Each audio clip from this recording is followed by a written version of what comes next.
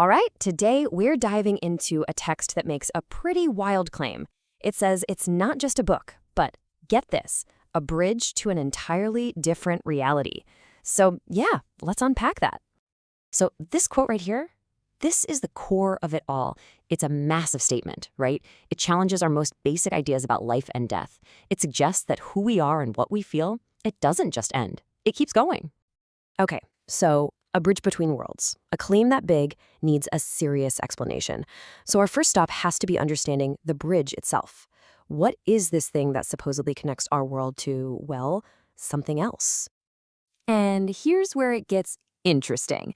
This whole concept comes from a book, but the source insists it's not just a book. It's described as a vibrational portal.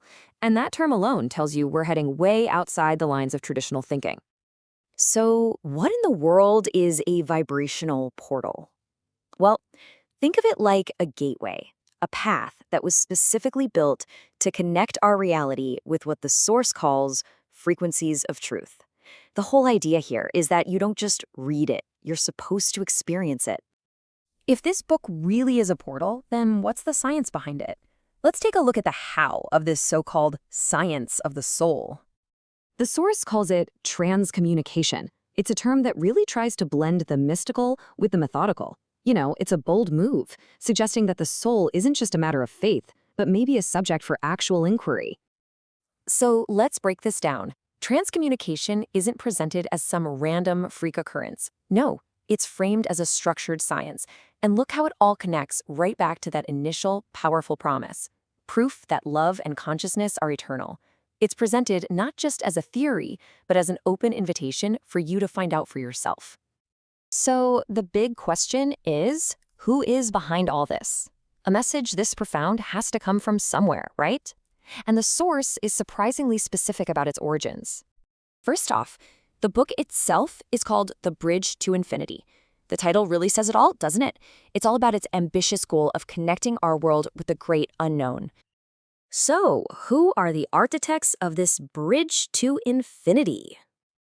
Meet Zuzzren and Pandora. According to the source, these are the two beings, the two voices, behind this entire extraordinary message.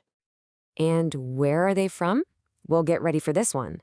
They're from the Federation of Star Consciousness. And just like that, the whole concept gets taken to a completely different level. Suddenly, the bridge isn't just between life and death. It's between our world and the cosmos. So you have to wonder, who is this incredible message actually for? Who is being invited to step onto this so-called bridge to infinity? Interestingly, the invitation is extended to two very different kinds of people.